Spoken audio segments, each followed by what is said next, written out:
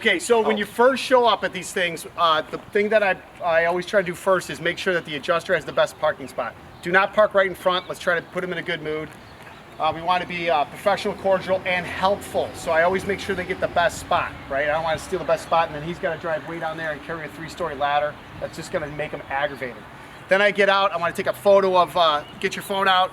I usually do everything. I upload it straight to the app. That way I don't ever upload a bunch of stuff to my phone, and then I get the wrong photos in the wrong lead. Yeah. That's really easy to do, especially when you guys get really busy or you're jumping on a lot of roofs.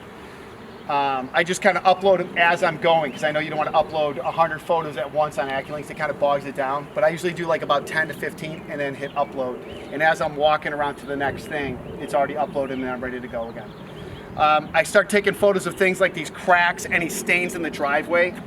This is all mechanical. This has nothing to do with insurance, but this is called RIPP. So it's R for retail, I for insurance, P for production. The last P is for protection. So if you think of those 4 buckets, you're always going to do the right thing when you're taking these photos and make sure we get everything documented correctly. So I'm taking photos of any cracks or anything like all this stuff, because as these trucks come in and out, the homeowner might think that we damaged their driveway, and we have timestamps to prove that we didn't, or we did. We need to know that. And stains work too, because they'll say the truck stained them or something, right? So I walk up and I want to take the first photo. We call it the money shot. I want corner to corner, right, to fit in the picture, and I want some grass and I want sky. There's a couple reasons why I want to do that. It's good for before and after photos. There's another thing about sending this photo out to the crew so they know they got the right house and not going to tear off the wrong roof. Sometimes yard signs are in the yard and sometimes they're not. And these crews, they'll pull up and they'll just start tearing off. And if you put something in there that says court that should be lane, not only will the material show up, but so will the crew, okay? And we'll be at the wrong spot. But if we get the photo in that invitation to them, they're gonna know it. Does that make sense? The other thing that comes up once in a while too is power lines. If the power lines are right in front, we do have some crews that do not have lativators, and they're gonna knuckle boom it. And if that power line's there, we can't knuckle boom it, and Nate needs to know who we're bringing on site. Does that make sense? Because if there's power lines and we send the wrong crew, we got a huge problem. Now those guys are running the material up there on their back, and you know that's a bad day for the crew. We don't want to do that to them, all right? All right, let's move. So I'm gonna take photos as we're going up. We already took the money shot. We already got the address. Probably got the driveway this size, probably got like 5 to 7 photos already. You're gonna come up here. You wanna get a photo here, kind of photo here, and then a photo of every elevation. Elevations are walls, roofs they call slopes. They don't go north, south, east, west. When you talk to an adjuster or an Xactimate or Symbility, it's always gonna be front, back, left, right. So we always wanna have the same lingo when we're discussing this stuff with the adjuster. Gives you credibility, they understand you know what you're doing. Now when you start taking photos of the driveway or some of the mechanical damage, because we do that, because that's the P for protection, you might want to say something to the adjuster like, hey, I'm just taking pictures of this mechanical so I don't get blamed for any of this damage after we're done doing the job. Makes sense, right? Right away you see something on this, like there's a little dent here. I usually have a really powerful flashlight. You want to take a photo of that, whether it's, you know, again, whether it's hail or it's not, just take a photo. Up there we got some mechanical damage clearly. I'm going to take a photo of that because I don't want to think our roofers did that in any way, shape, or form. All right, let's move. Generally, they go counterclockwise. I don't know if that's every time. I'm going to take photos of all this kind of stuff, looking for anything that protrudes out of the house. Just for educational thing, let's just pretend that this brick is all siding.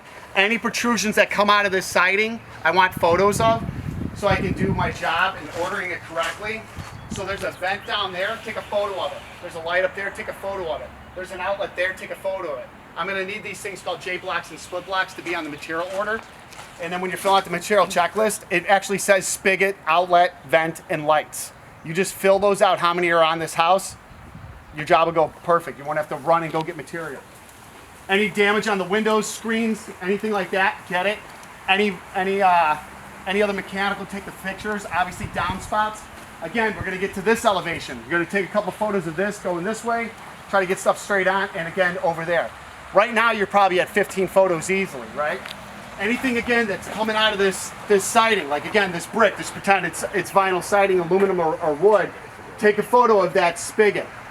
Put a light or chalk, anything that you think is mechanical or even anything, so you can take a photo of it, right? Not a bad idea to take a good photo of this because you can see where maybe this could be a problem. If anything comes off that roof, this thing's gonna get damaged. Same kind of thing, you're taking photos of the whole thing. Again, you're going up the downspouts and gutters looking for any kind of mechanical damage or any kind of hail damage or wind damage. With this kind of wicker and all this kind of stuff, great idea to take photos of this stuff. Sometimes it's made out of metal. You'll get a good spatter out of it. You'll find it on any kind of metals. But this kind of thing, if these guys move it, they hit it, they damage it, we want to know if our crew's damaged it or not. We also want to know if it's damaged before, because everything's time-stamped on Acculink, so you take those photos. So good idea just to kind of take a bunch of photos of all this stuff. Again, we walk over here, there's a light, take a photo of that. Any ripped screens, take a photo. This got a broken window. Our crew did not do that. This siding is hanging off. Take a photo of that. We did not do that, right? All that kind of stuff. For these older metals, you might find spatter on this kind of stuff. Take photos of it. If you got your tape measure, great. If you don't, you got one of these, put that next to the spatter, take a photo, all right? Coming over here, always take a photo of the AC unit. Anything, again, that's protruding out of there, get good photos of it. Good idea to look behind any of this stuff. Like there's an outlet over there, take a photo of it. I don't see a spigot. Same kind of thing, back up, take a photo this way too. Then you come to the next elevation. Just close the gate behind you too. That's kind of a pro tip. People have dogs. I've chased a couple dogs. All right, same thing. We're taking pictures of this whole elevation. If you back up and you want to go on the property, you might have to get 3 of these, right? Because it's large. Again, go to the downspout, chalk, or put a flashlight, any kind of damage. Anything else that you want to put on here, just in case. These wires that come out, not a bad idea to do that. Really good idea to get back here and take a photo if there's a spigot behind here, a vent, or anything else, an outlet behind these bushes. Take a photo of it so when you guys fill out your material checklist, you know exactly what's behind these bushes, all right? Then we'll move around. Another light. We got another downspout. Make sure you chalk it, take photos of it, all that kind of stuff, and then you got all your elevations.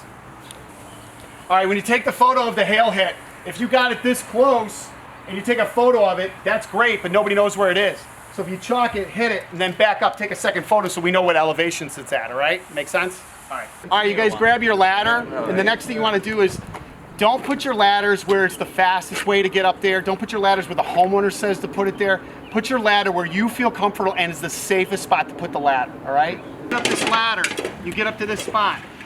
The next photo that you're going to want to take, and this goes for insurance and stuff like that and production, you're going to take a photo of how large this soffit is. So take a photo of that. This thing is like right at about 25 inches, all right?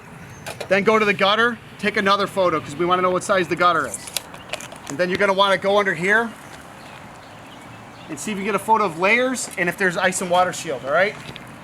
And then you're also going to catch things like, you know, the gutter apron and things like that and how the gutter hangers are applied because that all helps for supplements and different things, all right, when they do detach and resets and things like that.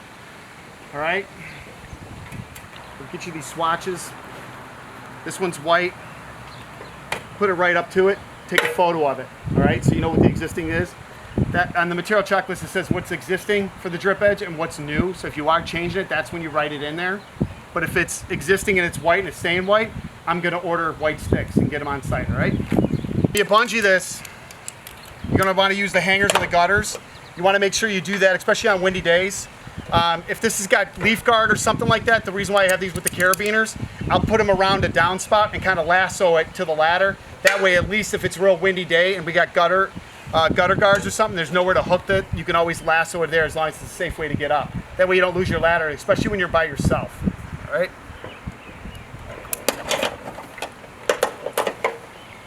First, get up here.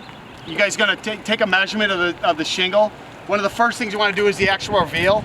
Make sure you're getting the correct reveal. If the roofer has dropped the shingles and he's nailed it in, you may get a false reading. You may think you've got a 5-inch reveal when you actually do not.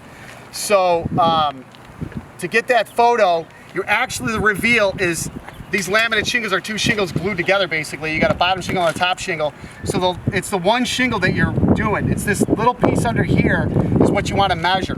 You're not actually measuring the distance between this shingle and this shingle because that's not actually the reveal. It's the laminate and it's 5 5/8, all right? And then look for an obvious end. Take it to there. take a photo of that. Let me know if you got your fractional tape measures. I'll mark all these depending on what shingles they are. They'll help you identify them. Anything under 39 inches is going to be discontinued unless it's certainteed. And to ID that, if you have any rakes and you get to the cellophane tape, it will say certainteed on it. All right. Top spot. Just take photos of every slope. More photos, the better.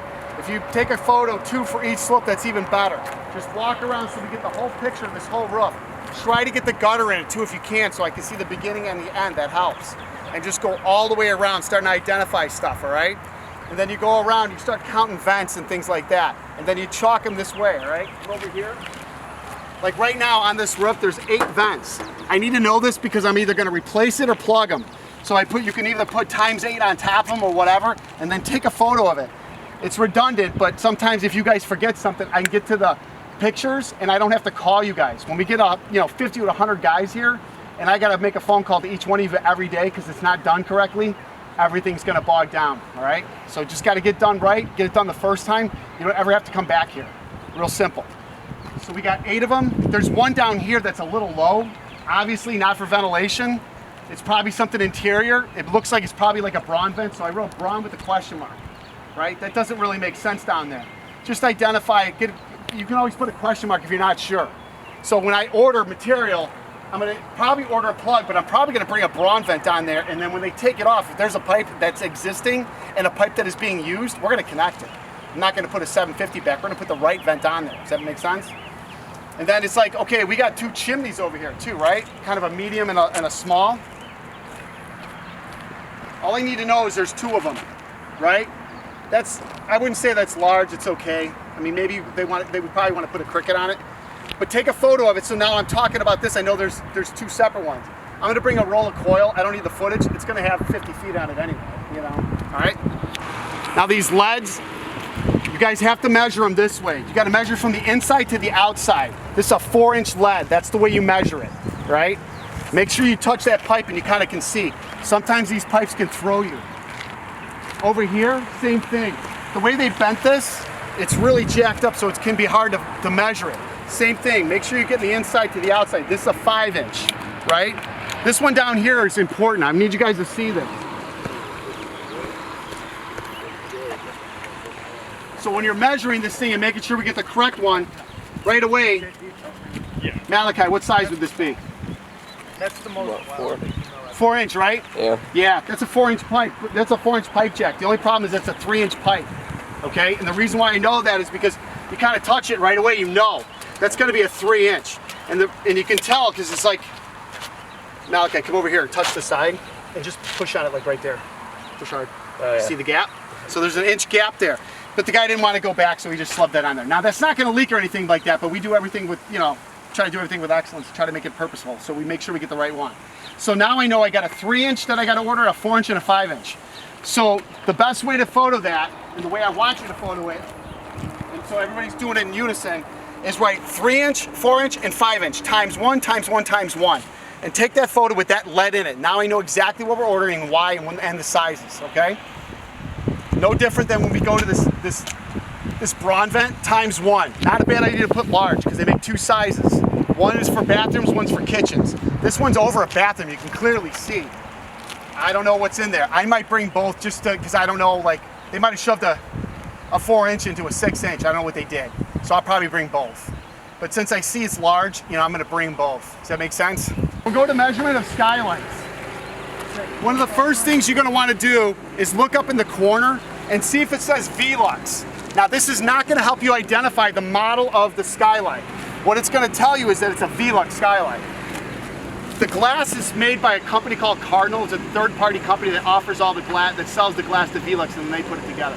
So those numbers on there, that's all for Cardinal. That's not gonna do anything to help me order it. But then at least I know it's a Velux. Now Velux has got a really good tool that you can upload to your phone.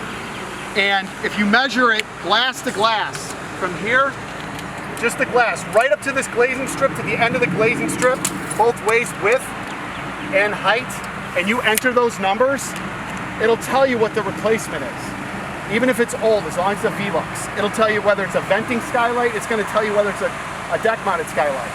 Now if it's a curb, like on a flat one, there's a way to measure curbs on that same tool as well. Now the next way to measure it too, obviously, is if you see the tag, take a photo of it. If you can get that clear in a picture, I'm good. It's gonna tell you what it is, even if you don't understand how to read it. But if we do it glass to glass, this one was 18 inches by 34 7/8. They're both the same. They come out, they're FSCO4 ×2. Then back up, take a photo of it. Obviously take photo of any damages.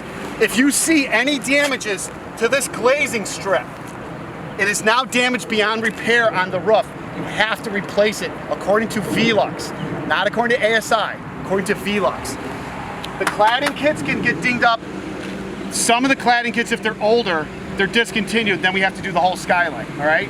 So it's imperative that we get the right the numbers on the skylight so we know exactly what it is. Documenting like gutter damage, adjusters always do this. They're always chalking like that. Wind damage, they do lines. Hail, they do parentheses, they do circles. I had one guy tell me to do triangles because that would differentiate mine before his. Some guys say, hey, just put a dot. I would probably tell you, especially with the slopes, like say the hail hits right here and you want to dot it as for a contractor's consideration, I would always dot it underneath so this stuff doesn't fall into your hail hit. Don't dot it on the top. Because remember, if it doesn't photo, it don't matter. You know, these adjusters and us, even if they're trying to get the roof bought for us and stuff like that, they're trying to help the homeowner. If he can't get a photo of it, it doesn't exist. So we're all professional photographers as it is, all right? I think that's about it for this right one. Any questions or anything like that?